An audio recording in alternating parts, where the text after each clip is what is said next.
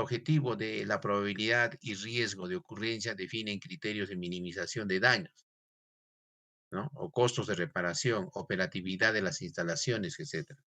Es importante también conocer la severidad, la frecuencia de los terremotos que afectarán las estructuras durante su vida útil. Las ramas que se relacionan vienen en la geología, la sismología y la mecánica de suelos. El comportamiento de estas estructuras es complejo si no simplificamos los aspectos del movimiento, en lo que demora un sismo. Entonces, la respuesta de la estructura frente a un sismo puede ser elástica o puede ser inelástica. Ahí tenemos el gráfico, bueno, en la cual en un gráfico de un eje de coordenadas de entre la X y Y, considerando en el eje de las X a la elongación o a la deformación y en el otro el esfuerzo, podemos determinar que la zona elástica es la línea inclinada que empieza. Luego la curva viene a ser la zona inelástica o el trabajo inelástico que desarrolla cualquier elemento estructural o edificación en este caso, ¿ya?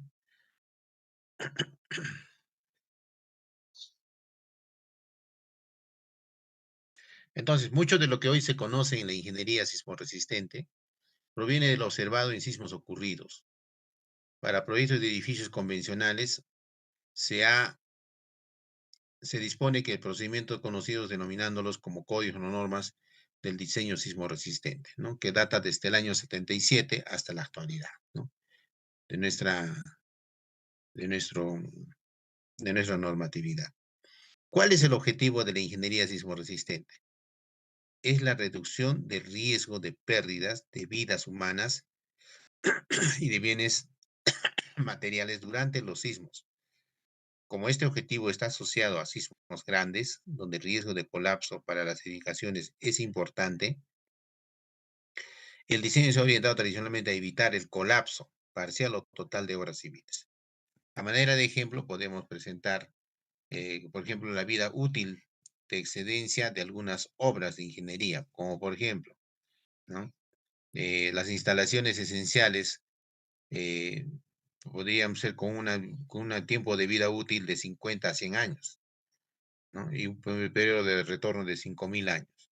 ¿No? Equipos, por ejemplo, de estaciones eléctricas, igual de 50 años, con una probabilidad de periodo de retorno de 5.000 años o 1.600 años. Puentes y viaductos, igualmente, ¿no? Así, es una referencia para esta tabla para diferentes obras de ingeniería, ¿no? Para diseño sismo resistente. Entonces, para poder definir el objetivo del diseño es necesario establecer ciertos niveles de severidad en las solicitaciones sísmicas y luego precisar el comportamiento deseado en cada nivel de severidad para los diferentes tipos de edificaciones según su uso. Entonces, ¿cuáles son los sismos de diseño? Los sismos de diseño se establecen en 4 niveles de severidad, cada uno de los cuales se define por un sismo de diseño. Dado que los sismos son tratados como sucesos aleatorios, la cuantificación de su efecto en las estructuras solo puede hacerse en términos de probabilidad y riesgo. De esta manera, los sismos de diseño se definen en función de los periodos medios de retorno de tales eventos o en función de la probabilidad de excedencia durante un determinado tiempo de exposición, que para edificaciones se suele considerar generalmente de 50 años. ¿Ya? Entonces, estos sismos de diseño, que son para edificios, podríamos considerarlo como sismos frecuentes con una probabilidad de excedencia de 50 años en un porcentaje de 69%, con un periodo de retorno de 43 años. Por ejemplo, para sismos raros, podría ser para 10 años, sismos muy raros para 5 años, ¿no? Y así sucesivamente. Esas son referencias que podemos tomar en cuenta. Ahora, los niveles de desempeño de las edificaciones. Para poder precisar los objetivos de diseño es necesario adoptar cierta clasificación para el grado de daño en una edificación luego de un sismo. Al respecto, las propuestas de, del ATC se resumen en lo siguiente cuadro. Por ejemplo, para que sea para el nivel de desempeño completamente operacional, la descripción tendría que ser sin daño estructural. Se debe conservar la rigidez, la resistencia en todos los componentes. Y para que sea funcional, solamente pequeños daños estructurales. Y para el resguardo de la vida, que es importante para nuestro caso, tendría que ser el daño estructural y no estructural importante.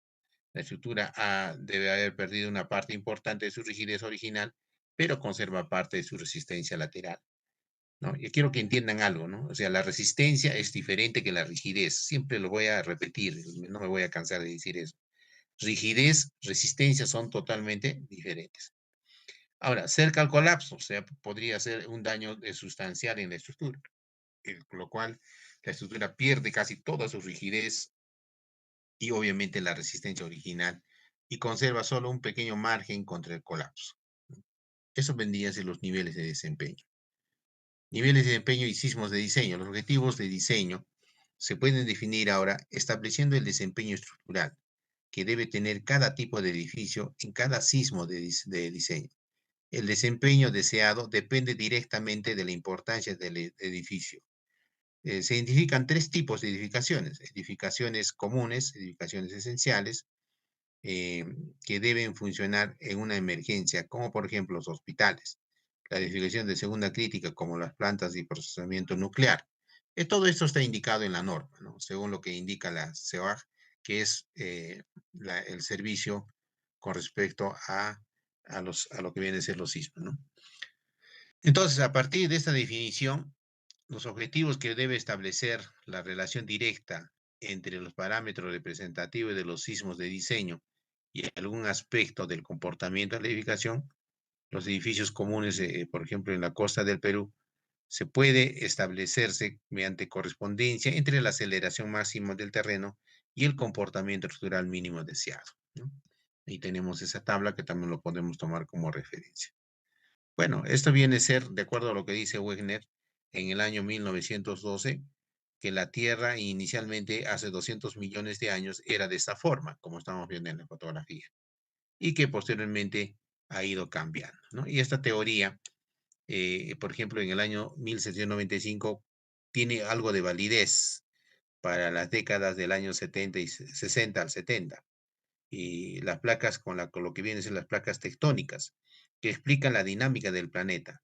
Las placas de mayor dimensión son 6, y esta es la distribución tectónica que indica este investigador, ¿no? La placa norteamericana, la placa euroasiática, y tenemos todas las placas que tenemos en el mundo. Y lo que nos interesa a nosotros como peruanos es la placa que nos rige a nosotros es la placa sudamericana y la placa de Nazca, ¿no? Las dos placas, ¿no? Que justamente ahí en nuestro país, justamente ahí, por eso le llaman el cinturón de fuego, ¿no? Porque justamente aquí es donde se producen la mayor cantidad de movimientos sísmicos, ¿no? Y las placas tectónicas, sus movimientos, las flechas rojas indican cómo se desplazan las placas tectónicas, ¿ya? Eso viene a ser el movimiento. Por eso la placa de Nazca con la placa de Sudamericana, dice, varían 9 centímetros al año, ¿no? Y cada placa es diferente, ¿no? Su movimiento, pues están en constante movimiento. Entonces, eso por ello se suscitan lo que son los sismos. Acá, haciendo un corte de la corteza terrestre, podríamos tener lo siguiente. Movimiento de convectivo de la parte superior del manto del que arrastra las placas. Por ejemplo, la placa pacífica, la placa de Nazca y la placa sudamericana. Todos en este gráfico, haciendo este corte, tendríamos, por ejemplo, en la placa de Nazca, tendría un desplazamiento de subducción, ¿no? Con respecto a la de Sudamericana, ¿no? Que es en sentido contrario.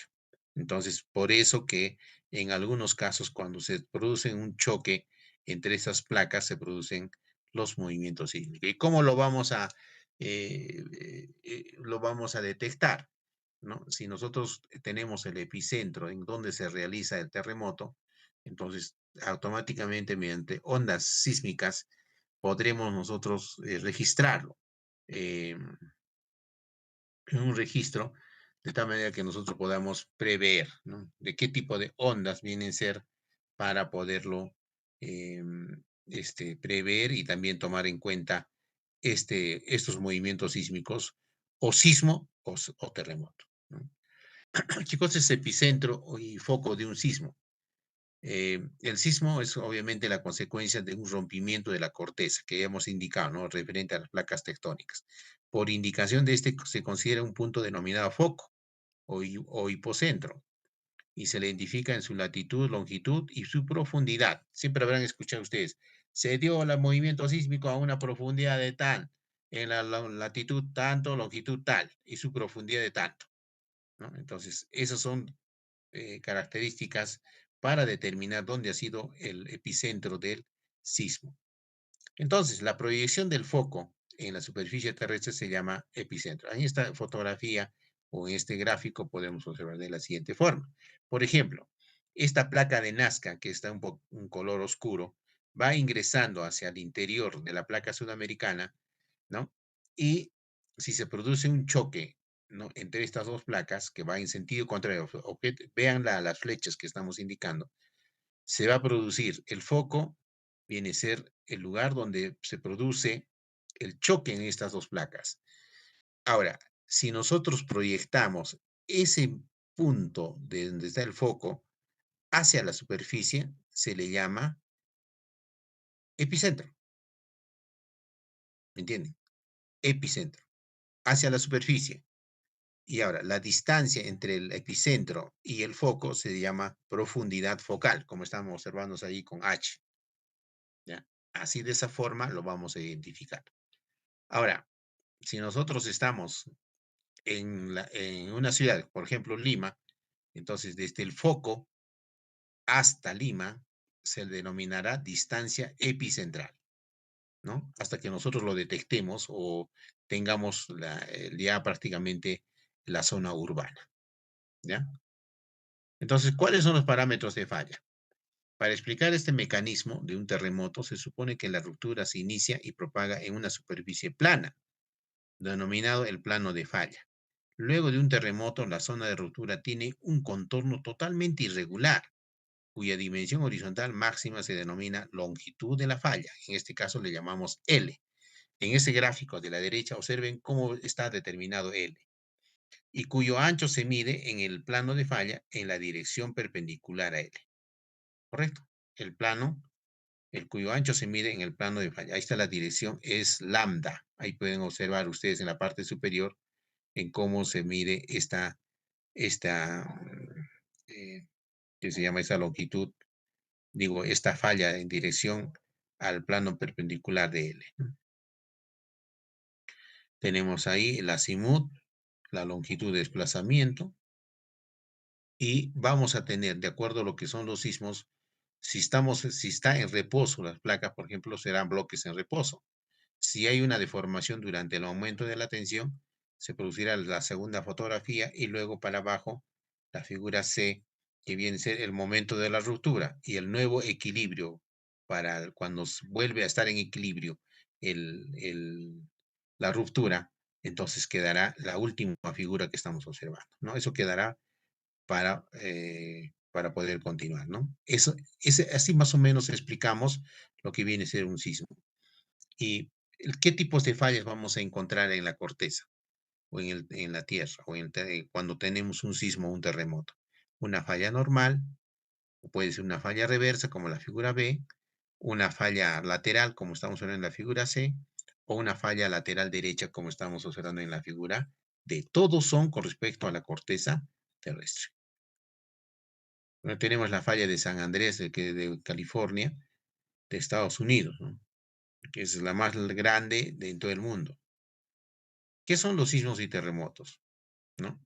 Son temblores producidos en la corteza terrestre como consecuencia de la liberación repentina de energía en el interior de la Tierra. Esta energía se transmite a la superficie en forma de ondas sísmicas que se propagan en todas las direcciones. El punto en que se origina el terremoto se llama foco o hipocentro. Este punto se puede situar a un máximo de unos 700 kilómetros hacia el interior terrestre y el epicentro es el punto de la superficie terrestre. Bueno, es una otra forma de... ¿Qué es la historia? ¿Cómo se identificó ya los sismos? Bueno, lo que se tiene como referencia viene a ser que a partir del siglo XVIII, los registros objetivos ya teníamos de los terremotos, ya teníamos registrando los terremotos en el siglo XVIII. Eran escasos y no había una real comprensión del fenómeno. Las explicaciones relacionadas con castigos divinos y respuestas de la tierra al mal comportamiento humano. Es lo que se explicaba anteriormente, ¿no? Todo era una explicación más o menos religiosa con respecto a lo que era un sismo. Se pasó a explicaciones pseudocientíficas, como que eran originados por la liberación de aire, por ejemplo, de unas cavernas presentes en las profundidades del planeta. El primer terremoto que tenga referencia ocurrió en China en el año 1177 a.C. Existe un catálogo chino de terremotos que menciona unas docenas más de tales fenómenos en los siglos siguientes, ¿no? ¿Y cómo se miden los terremotos? Ya lo hacemos con un sismógrafo, ¿no? Este instrumento registra dos tipos de ondas, las superficiales y las transversales. ¿Cómo localizamos los terremotos? En la actualidad se conocen tres clases generales de terremotos: tectónicos, volcánicos y artificiales. Los sismos de primera de ellas son de diferencias de más devastadoras, además de que plantean dificultad. Los tectónicos son, o sea, los terremotos, los sismos tectónicos son los que realmente causan bastante catástrofe en humanos y también en bienes muebles, ¿no? O infraestructura. Bueno, el origen volcánico se refiere a lo que es por las erupciones volcánicas, ¿no? Como generalmente pasa en la isla de Hawái, por ejemplo. Pueden registrar hasta mil sismos diarios antes de una erupción. ¿Cuáles son los efectos de un terremoto? Los terremotos producen distintas consecuencias que afectan a los habitantes en las regiones sísmicas activas. Pueden causar muchas pérdidas de vidas al demoler estructuras como edificios, puentes y presas. También provocan deslizamientos de tierras. Otro efecto destructivo de los terremotos, en especial los submarinos, son las olas sísmicas o tsunamis, que le llamamos su nombre japonés, ¿no? En tsunamis. Estas paredes elevadas de agua, que pueden alcanzar 15 metros de altura y alcanzar velocidades de 800 kilómetros por hora, han golpeado las costas pobladas con tanta fuerza que para destruir ciudades enteras, ¿no? O sea, una cosa es el terremoto y otra es el tsunami, pero que al final son lo mismo, ¿no? Solo que el otro se produce dentro del mar y el terremoto lo vamos a observar justamente ya en la superficie terrestre. Bueno, las medidas para poder determinar la intensidad es la escala de Richter, que los sismólogos lo han diseñado. Hay dos escalas, ¿no? Para poder determinar, una que es cuantitativa y el otro es cualitativa. Es una escala, la cuantitativa es una escala de Richter eh, prácticamente desarrollado por Charles Francis Richter, que mide la energía liberada en el foco de un sismo. Es una escala logarítmica con valores medibles entre 1 y 10. Un temblor de magnitud 7 es 10 veces más fuerte que uno de magnitud 6, 100 veces más que otro de magnitud 5 y 1000 veces más que uno de magnitud 4, y de este modo en escasos análogos. La otra escala introducida es en el siglo XX por el sismólogo italiano Giuseppe Mercalli, donde mide la intensidad en 12 escalas, ¿no? O gradaciones. Los efectos sísmicos de superficie disminuyen con la distancia desde el foco a la medida de Mercalli depende de la posición del sismógrafo. Una intensidad 1 se define como la de un suceso percibido por pocos, mientras que se le asigna una intensidad de 12 a los eventos catastróficos que provocan la destrucción total del, de la- del lugar, ¿no? ¿Cómo se distribuye? Ya hemos hablado, ¿no? La distribución de las placas tectónicas. Pueden deslizar lentamente sobre el manto y estos movimientos son los principales que causan los terremotos. ¿Se pueden predecir los terremotos? Bueno, también se pueden predecir. Los intentos de predecir cuándo y dónde se producirán los terremotos han tenido cierto éxito en los últimos años. En la actualidad, China, Japón, la antigua Unión Soviética y Estados Unidos son los países que apoyan más, ¿no? Estas investigaciones. En el año 75, los sismólogos chinos predijeron el sismo de magnitud de 7.3 de Richter, en el que lograron evacuar a 90.000 residentes solo 2 días antes que destruyera el 90% de edificios de la ciudad. Una de las pistas que llevaron a esta predicción fue una serie de temblores de baja intensidad llamadas sacudidas, precursoras, ya empezaron a notarse 5 años antes, ¿no? Fíjense, ¿no? O sea, ¿se puede predecir? Sí se puede predecir el terremoto, ¿no? Entonces ya habíamos hablado de que los sismos se dividen de acuerdo a su origen tectónico, volcanes de colapso inducidos. Y a su profundidad pueden ser superficiales, intermedios y profundos. Y hemos hablado de que, por ejemplo, los tectónicos son los de mayor intensidad, ¿no? Porque son las fallas o superficies de fractura. Los volcánicos, hemos dicho, por la erupción volcánica. De colapso, cuando son de baja intensidad originados en cavidades subterráneas y debido al colapso de las mismas. Existen cavernas dentro de la Tierra en algunos lugares donde estos a veces colapsan y justamente se dan los movimientos sísmicos. O los inducidos, que vienen a ser aquellos originados por el hombre, ¿no? Debido a explosiones que a veces se pueden detectar en distancias considerables, como las pruebas nucleares, por ejemplo, la destrucción de edificios, la explotación de minas, que originan sacudidas sísmicas afectando a las estructuras de algunos edificios. Bueno, por su profundidad podemos decir que las superficiales podríamos considerarle entre 0 a 60 kilómetros, los intermedios entre 60 a 300 kilómetros y los profundos de 300 a 700 kilómetros. ¿A qué nos referimos? La profundidad de los sismos. Habrán escuchado en los medios de comunicación cuando dicen un sismo a una profundidad de 10 kilómetros, quiere decir que era superficial, ¿no? Casi cerca a la superficie. ¿No? Entonces es catastrófico a veces ese tipo. Cuando están a 80, 100 kilómetros de profundidad, entonces no se siente tanto como el que se siente a 10 kilómetros. Se dan cuenta, ¿no? 10 kilómetros estamos hablando, imagínense, ¿no? Imagínense la profundidad que estamos indicando. Bueno, acá algunos registros de los sismos que se han realizado en el Perú. Muy bien, vamos a continuar en la siguiente clase con la siguiente unidad. No sé si hubiese alguna pregunta.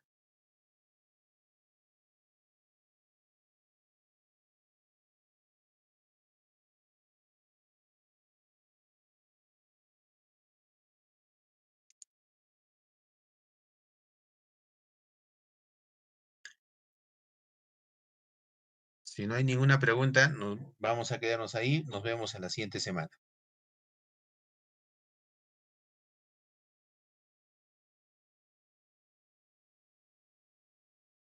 Alex, Ingeniero, ya, entonces nos vemos a la siguiente semana. Empezamos en ese momento de esa clase les vamos a hacer alcance también del sílabo, que lo estoy corrigiendo aún, ya, para que podamos tenerlo todos en la clase, ¿ya? Entonces nos quedamos ahí. Nos vemos a la siguiente semana.